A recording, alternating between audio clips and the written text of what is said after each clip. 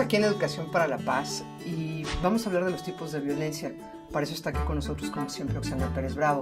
Y nos llama un poco la atención, ¿por qué hemos tipificado la violencia y no podemos tipificar la paz, caray? Esa es una gran pregunta, Lore. En realidad, la violencia la hemos tenido que tipificar porque necesitamos saber cómo atacar las diferentes consecuencias que tienen los actos de violencia.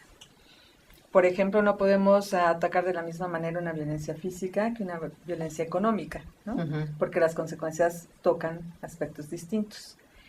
Y en ese sentido es importante saber cómo de cuál estamos hablando. La paz, por el contrario, pues la paz es como un asunto mucho más integral, ¿no? La paz implica que haya, en términos individuales, como una armonía interna y en términos sociales también, ¿no? Que los conflictos se puedan resolver de una manera armónica o que no nos lleven a situaciones de violencia. Entonces, al ser más integral, no necesitamos como tipificarla, ¿no? Como tal. Pero la violencia sí, para poder, sobre todo, solucionar sus consecuencias. Y las primeras, digamos, como la primera clasificación que hay de la violencia, tiene que ver por el tipo de daño que genera. Entonces, tenemos 4 grandes tipos: la física, la psicológica, la sexual y la económica. Una primera división que se hizo fue entre la física y la sexual.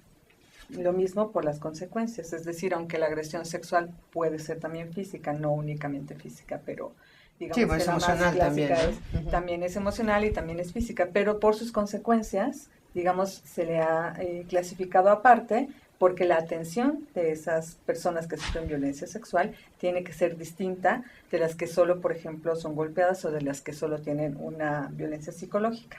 En realidad, como toda clasificación de la realidad social, son artificiales, pero nos sirven, o su única función es esto: ¿cómo vamos a atacar las consecuencias de estas diferentes formas de violencia?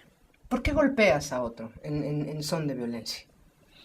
Por lo que habíamos visto en la definición, por tu necesidad de sojuzgar, de dominar al otro, de poder ejercer tu poder de una manera abusiva, sobre esa otra persona. Una de las formas clásicas, digamos, o de más tiempo de hacer ese dominio es a través de los golpes, de la fuerza física.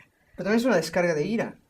A la vez, por supuesto, porque si nos vamos a las causas de la violencia, vamos a encontrar como otra diversidad de situaciones en cada individuo.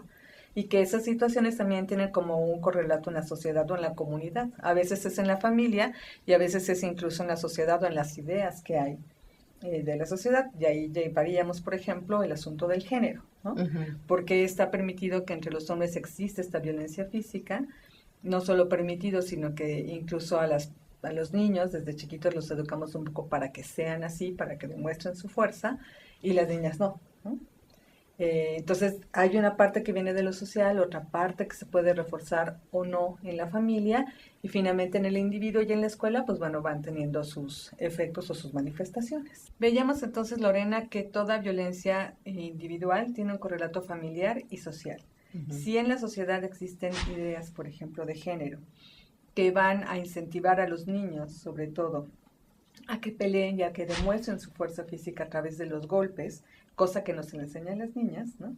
Ahí tenemos una creencia que viene de la sociedad y que va a impulsar o favorecer las actitudes violentas.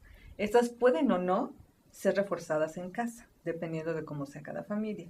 Y cuando un niño que, digamos, tiene esta parte social, tiene la parte familiar, llega a la escuela, es cuando se convierte en un niño agresivo, ¿no?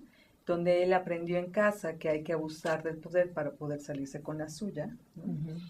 Que socialmente además esto está permitido. Entonces cuando llegan a la escuela pues lo ejercen, ¿no? Y lo ejercen ¿contra quién? Contra quien ellos sienten que es más débil. Que es más débil, y bueno, es ahí cuando ya vemos manifestaciones como el bullying, por ejemplo, ¿no? Así es, el bullying tiene una parte que puede ser física, otra emocional, hay bullying sexual, por supuesto, y también hay económico en términos de los niños que le quitan el dinero a otros niños. O el lunch, ¿no? O el lunch, también, que es parte de tu patrimonio. Que es parte de tu patrimonio, tu lonchera, ¿no? Es que tienes pocas cosas cuando eres niño materiales y entonces perderlas pues es muy agresivo, ¿no?